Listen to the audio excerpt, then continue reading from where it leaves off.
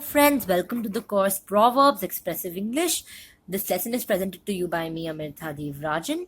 A little information about me: I'm an English literature student from DU, a passionate teacher, a fitness freak. You can follow me on Unacademy at this given URL to be updated with all the lessons I'm posting. And guys, please, I request you to rate, review, recommend, share, and comment on these courses and lessons because your feedback matters to me. I'm addressing each and every viewer individually here. Please do that for me. And also, I would urge you to post these videos, not just my video, but all the other educators' videos on various educational platforms and social media platforms such as WhatsApp, Facebook, Instagram, Twitter, so that more people have access to these courses. Help an academy achieve its goal, and the goal of the economy is to educate people. So let's do that together. Let's create a revolution to educate people, and I would urge you to join hands with an academy in doing that. Please share these courses, do your part.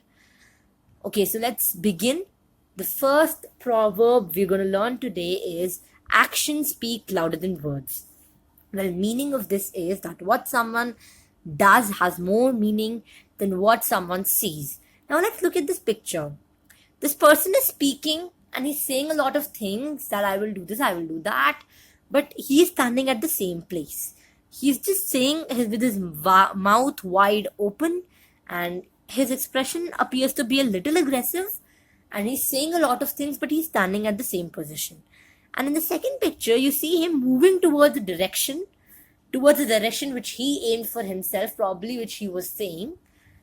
And he is moving towards that direction because he's acting towards it. So actions are speaking more. He has a smile on his face. He's not saying anything here, but he's moving towards his goal. And here he's standing at the same position as he was and saying so many things. So words don't move you and take you somewhere, actions do. So basically this proverb teaches you that speak less and act more. Let's look at the example to clear the air of confusion. You always speak of the importance of charity, but never do anything. Actions speak louder than words. So he or she is trying to say that you always speak of charity, that I'm very sympathetic towards it, I will do this, I will do that, I believe in charity. So he's saying so many things, but he's not acting towards it. He's not really going out there to help people. So his actions speak louder than words. He's not doing anything. So it's evident that he just wants to talk about these things in a pretentious manner. He's not willing to do anything. So his actions are evident. So I hope you understand that if you want to do something in life, act towards it and speak less about it. Let's move on to the next proverb. All that glitters is not gold. Well, obviously gold glitters. But here, take it to another level, symbolic and metaphoric level, where they're trying to say that all that is shining and glow and is lustrous is not gold. Everything you feel that is good is not really good. It might be bad. The outer appearance is not the guide to the inner beauty. So a pleasing appearance is not a guide to character. That is what this proverb means. If something looks good, if a person is looking beautiful and he is talking in a very nice manner, you cannot judge that just because he's glittering and he's so sweet and polite. You cannot say that he's a good person. He will be a good person. You cannot judge his character by his physical appearance, right? Similarly, if there's this story I read once where there were these three boxes of treasure. One was a dirty box, one was a black box, and one was a golden box. And a person had to choose from one of these boxes. So he thought, oh my god, what will be in this wooden box? It is so ugly. I won't choose from this. And he opened the gold shining box and he found nothing but snakes. And in that wooden ugly box, there was actual gold and money. So you see, outer appearance is nothing. Inner appearance matters. So all that glitters is not gold. The golden box was glittering, but it wasn't really gold. It was actually not a good thing. So that is what this proverb means. I hope I'm clear. A pleasing appearance is not a guide to the correct character. Let's look at the picture. All is not gold that glitters. Twilight vampires are the prime example of this statement. If you've heard of Twilight vampires, they shine. But vampires are not associated with goodness. So they shine, they glitter, but they are not gold. Let's look at the example. The life of a millionaire may seem like nothing but parties and holidays, but in reality, it's probably more about 16-hour working days and time away from your family. Remember, all that glitters is not gold. So, in this example, the person is trying to say that the life of a millionaire may appear to say, wow, yeah, he's so rich, he has so much money, he can party, he can go to so many places. But that's not the truth. He has to earn he has to work so hard to earn that money. He had to stay away from his family, he has to work continuously. So his life is glittering to us, but it's not gold. Moving on. Barking dogs seldom bite, meaning people who angrily threaten others hardly do anything about it. You can associate this one with actions speak louder than words, because people, the Hindi version of this is Garajte badal baraste nahi. The clouds that bring along thunderous voices do not bring rain.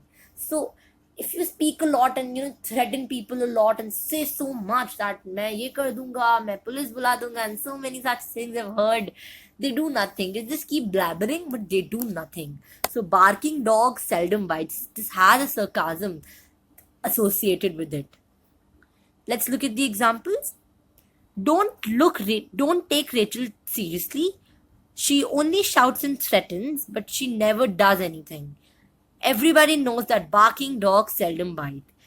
And this is here in the context of dogs too. The dogs, it is known that the dogs which bark a lot do not bite. They just keep barking and trying to scare us through their barking, but they do not bite usually.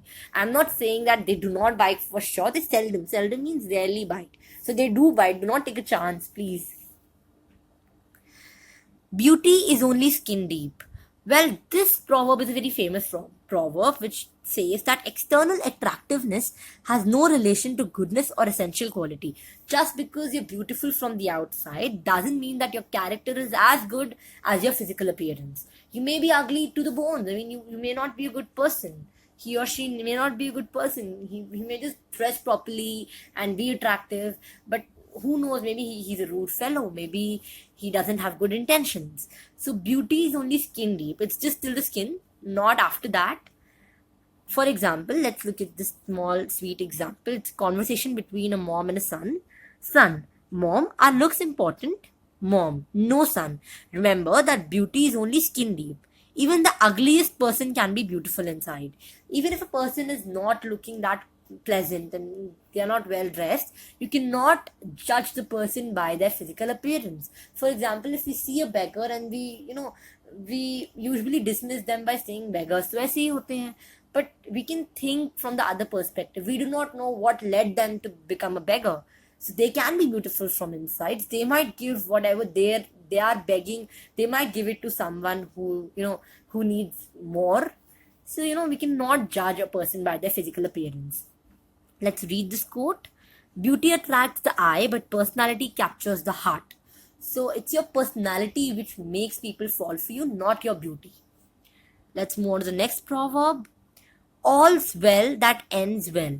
Well, this is a very famous proverb taken from a Shakespeare's play. There was this play by Shakespeare which was titled this. So this basically means that all the effort and all the hardships is worth a happy ending. A good ending makes up for any problems along the way. So if there's any problem, there are so many fights between two people, and for example, we have to write a novel. Two people have to write a novel, and their ideas are so contrasting. They nearly killed each other during writing that novel. So they fought a lot. They separated, and at the end, their novel is a hit today, and they are famous people today. So does that hardship matter? It does not. In the end, you got your fruitful result. So all's well that ends well. If the ending is happy, then the whole story becomes happy automatically. Example, the trophy in my hand makes me forget the fights and arguments I had with my team.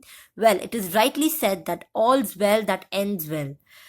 So I hope you are now understanding what this quote means, what this proverb means. Let's look at this cartoon thing. Yes, but I said all's well that ends well. Don't you agree? Your maritime gallery. I think it's very successful. Thanks, but I was just saying that our adventures had a happy ending. They've ended happily. No, thank you. Never between means. No, no. Blistering barnacles. All's well that ends well. All's well that ends well. Without any doubt. Well, this is a very funny thing where he's trying to repeatedly say that all is well that ends well, and then this person is mistaking it for something else. So it's just something funny I tried to incorporate so that your understanding enhances. So I hope you've understood each and every proverb. Go through them again if you want, note them down, think about them. If you think about them and associate them with any problem of your life, I'm sure you'll be able to, retain it in your memory forever. So guys, this lesson ends here. Thank you so much for watching. I'm awaiting your response eagerly. Thank you. Have a nice day.